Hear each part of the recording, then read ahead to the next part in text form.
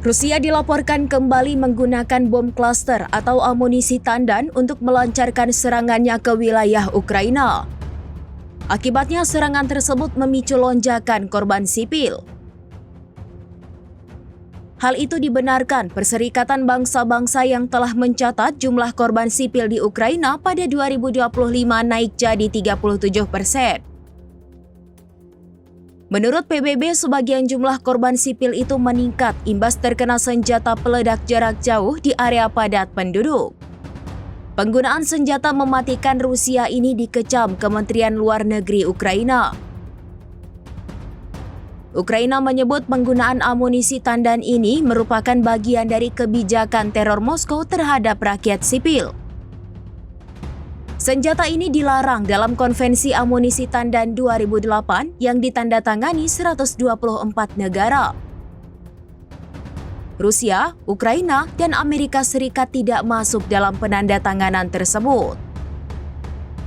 Diketahui amunisi tandan ialah senjata yang melepaskan bom-bom kecil ke area luas. Dampak bom tersebut menimbulkan cedera maksimum tanpa pandang bulu. Dilaporkan sejak 2022, otoritas Ukraina mendokumentasikan sedikitnya 5.974 serangan Rusia dengan bom tandan.